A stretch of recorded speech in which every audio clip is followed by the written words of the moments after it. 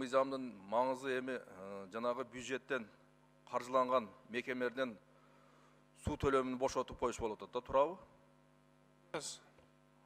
Анда суроо пайда болот мендечи.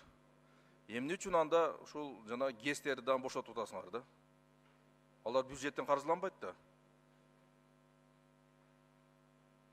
Бул жанагы микро чакан ГЭСтер жөнүндө айтып атасыз да, Ошол чакан ГЭС, чоң токтогул ГЭС мисалы. Ал сууну иштетпей эле топтоп туруп эле кайра кое берип атпайбы? Ошол себептен анан үстүнө жагы тариф да көтөрүлүп калып атпайбы? Ошол себептен да болуп атат да. Анда сиз айтып бериңиз мага. Мисалы бүгүнкү күндө дыйкандар ошол эгинине суу койгондо алар ошол сууга акча каражат төлөшүп атат. Туурабы? Демек алар пайда көрүп атпайбы, мисалгачы? А эмне үчүн ошол ГЭСтерге бүгүнкү күндө биз бербейбиз?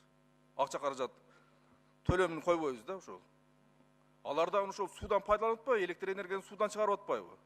Суу жок болсо кайсы электр энергия чыкмак? Жерде эми дыйкандар Зиядин Исламович баягы алган үчүн жанагы услуга үчүн төлөйт.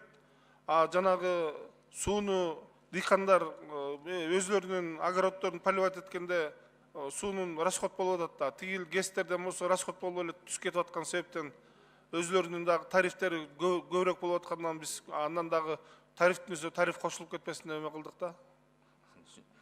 Жок, мен айтып өткөндө да айткам. Ушул жерде, анан ушул жерде айткансыздар.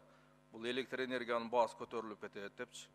Анда бүгүнкү күндө ТЭЦ сууга акча каражат төлөбөйбү? Алган сууна.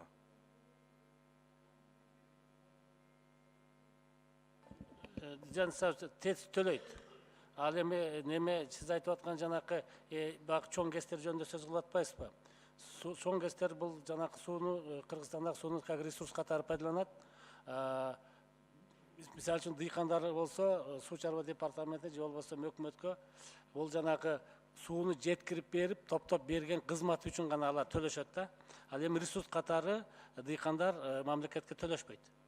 Тиги неме ГЭСтердекилер болсо жанакы алардыкы ресурс катары ГЭСке келет, анан топтоп туруп анан ал эми немелер мындайча айтканда дыйкандарга келген суу неметилет да, жанакы жок болуп кетет. Ал эми ГЭСтерден өткөн суулар баягы түшүндүм, сиз айтсаңыз жоголбой кетет да. ТЭЦ бүгүнкү күндө төлөйбү, төлөбөйбү? Ким? ТЭЦ. ТЭЦ төлөйт, ТЭЦ төлөйт. Ал каналдан алат. Ал жерден дагы электр энергия өндүрүлөт мисалга, туурабы?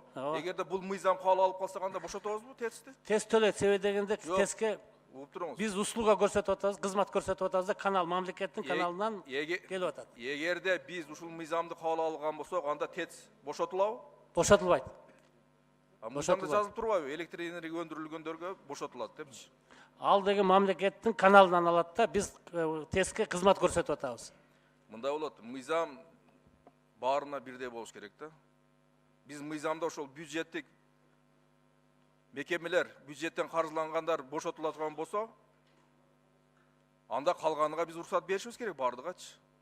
Анан эми каалаганыңызды алып коюп, каалаганыңызды алып койгондо анда мыйзам болбойт, баарына бирдей болуш керек мыйзам дегенчи. Ал жанакы ТЭЦ мисалы үчүн суудан электр энергия чыгарбайт да. Алар болсо сууну жанакы өзүнүн технологический керектөөлөргө гана пайдаланып чыгарат да. Сиз айтып койгон ошол эгер ошол сууду пайдаланбаса электр энергия өндүрө албайт да ТЭЦчи. Ал эми охлаждение котелго гана кетирет экен да, алар жана кайра суу чыгат. Кайрачы тияктанчы. Жок, ошол эми чындыгын айтканда бул туура эмес болуп калыптыр да өзүчө. Ошондуктан эми ГЭСтер акционердик коом мына канчалаган акча каражаттарды алар алышып атат, өндүрүшүп атат, бирок алар сарамжалдуу пайдаланбай жатат ошол акча каражаттарынчы бүгүнкү күндөчү. Ошондуктан дагы ойлонуш керек, сөзсүз түрдө өкмөткө ушул карап көрүңүздөр ушул маселеничи.